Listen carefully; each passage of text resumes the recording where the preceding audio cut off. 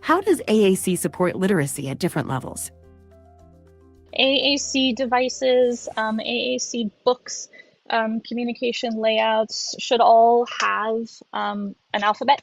So they should all have an alphabet that is embedded within the system itself. This is a non-electronic, this is a pod book.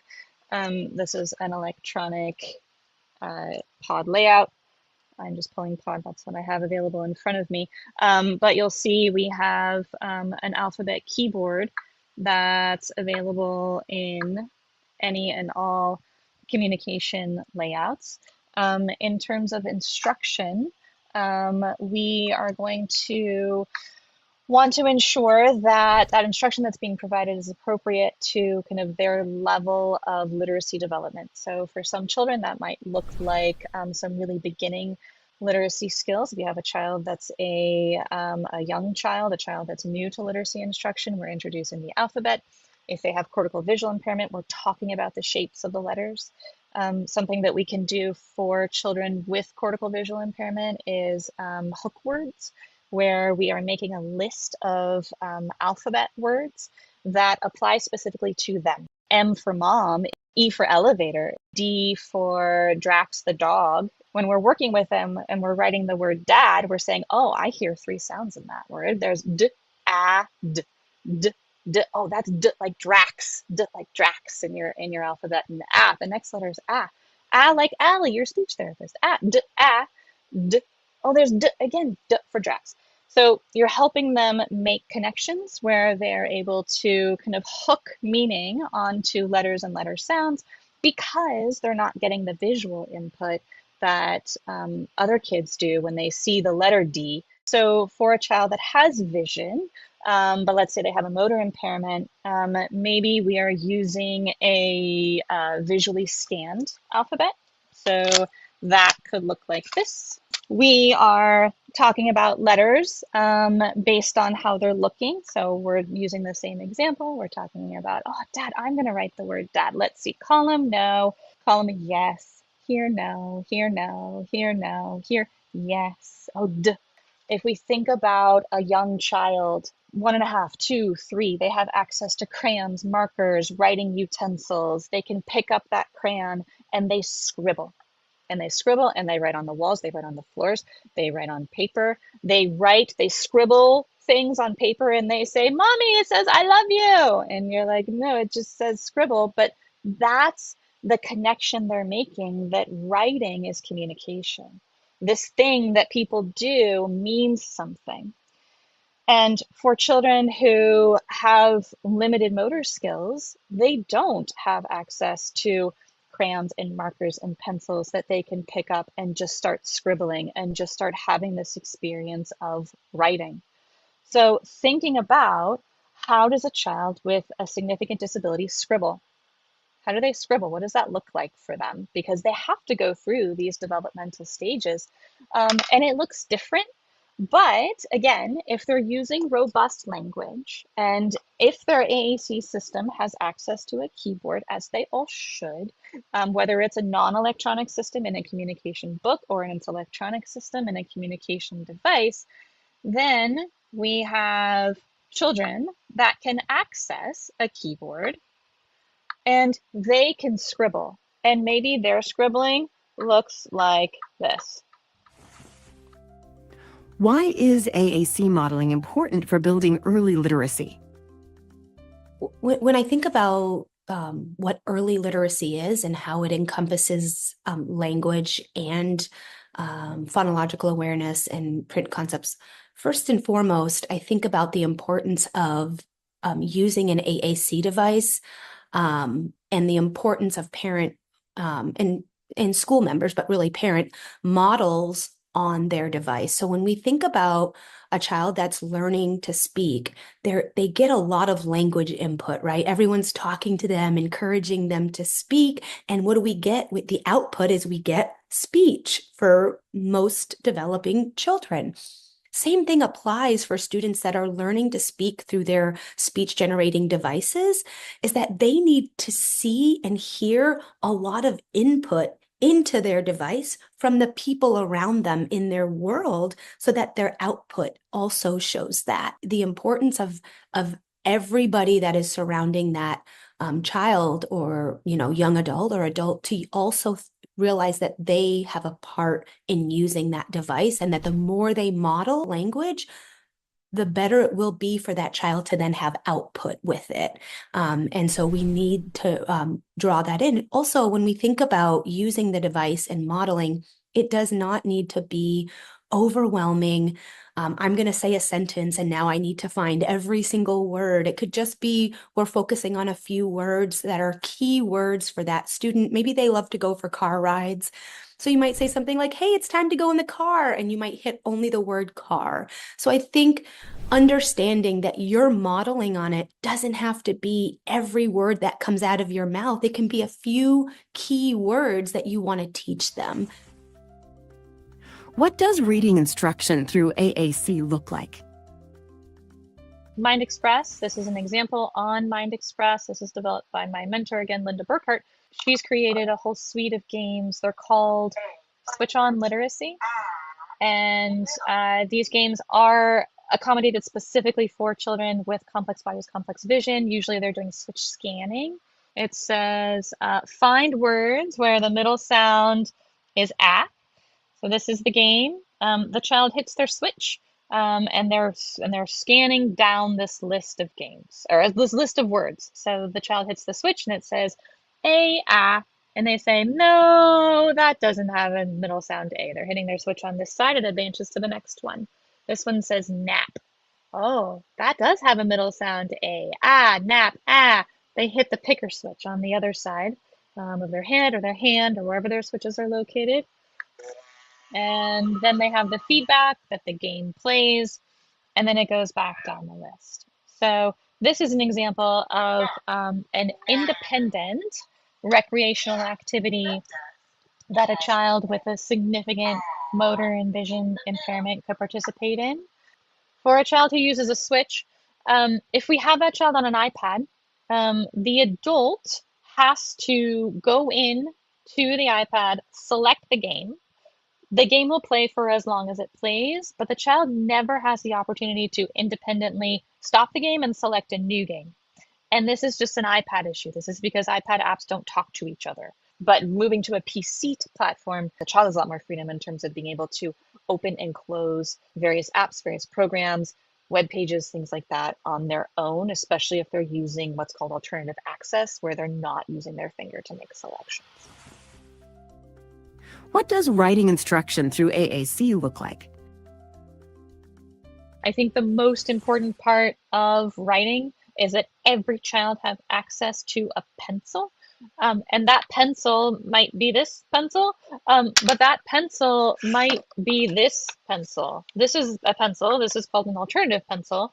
And this is accessed via scanning, where you would say, okay, one of these, no. Okay, one of these, yes. Okay, this one.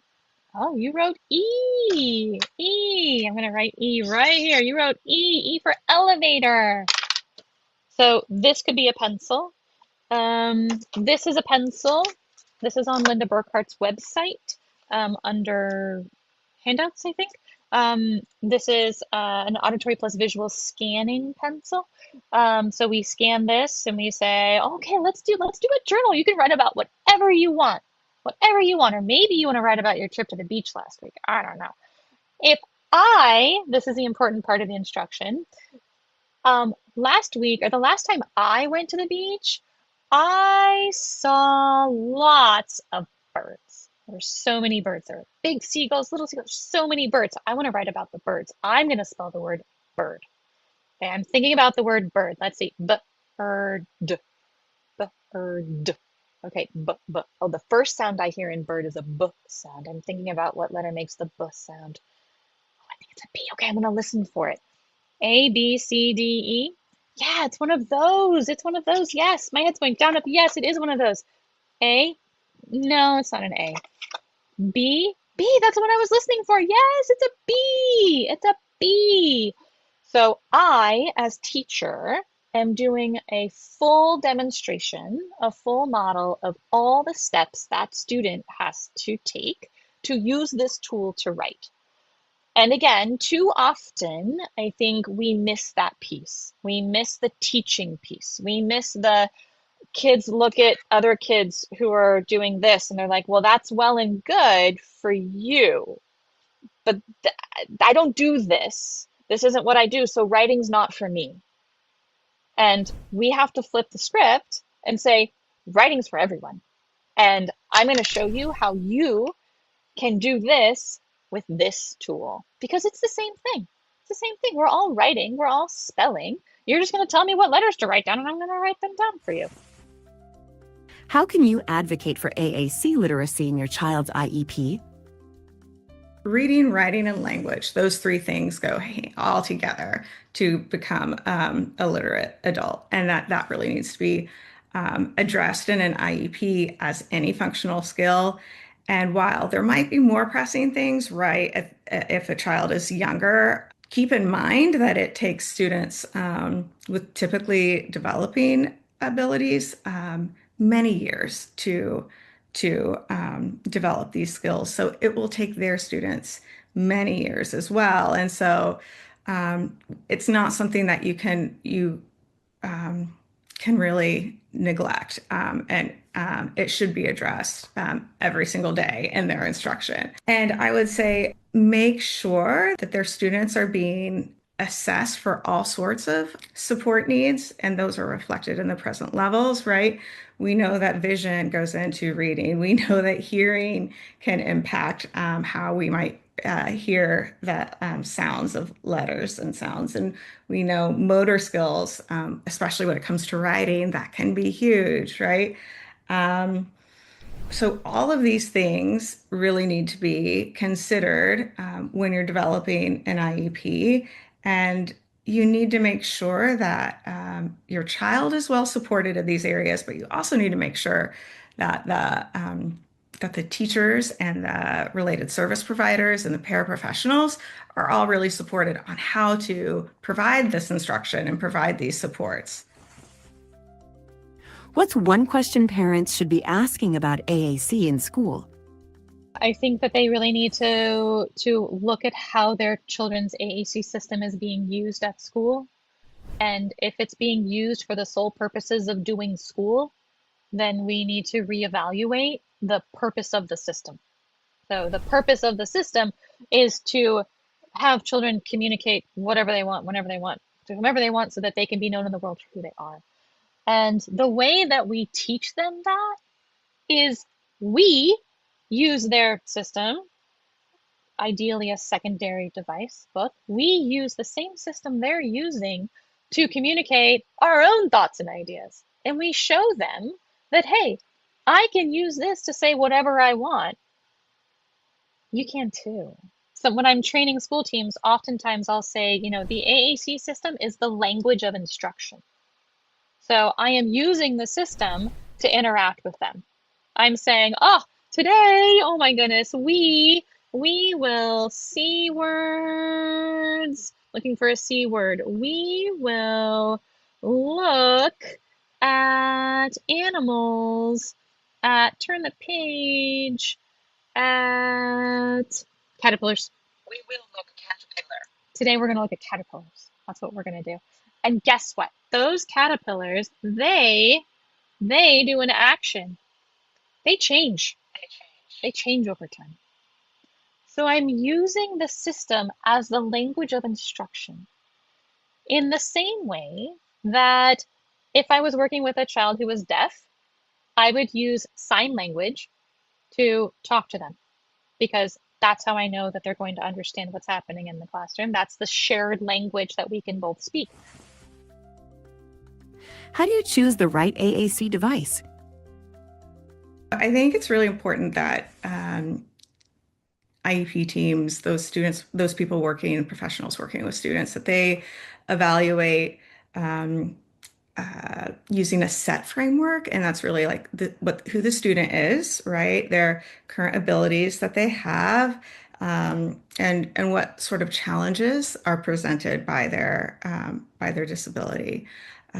looking at the environment, the different types of supports that are available, what kinds of access to peers they have, um, any sorts of materials that the peers are using, and then the attitudes and expectations of the adults in the environment who will be working with them. And then really important to our literacy conversation are the task. Like, are these tasks going to be, are they communicative in terms of the goals? Are they more literacy skill developing? And that will indicate like if you want to use more supports that are geared towards the what we think of as like a traditional AAC device using pictures and picture icons, or if you want to use one that's more text generated, that's more representative of how the spoken language transcribes into written word.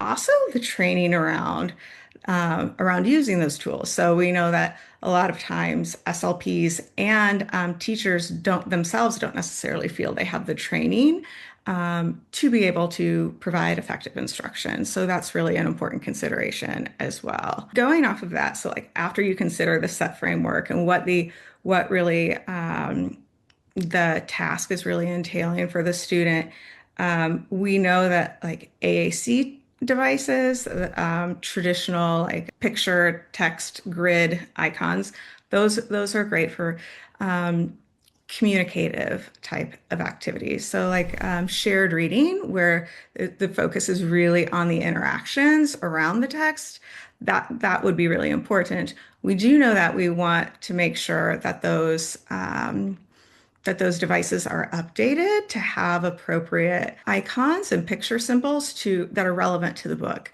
Because the idea is we really want students who use AAC to be able to communicate the same way about a book that their peers would, right? So if they need to have access to relevant vocabulary.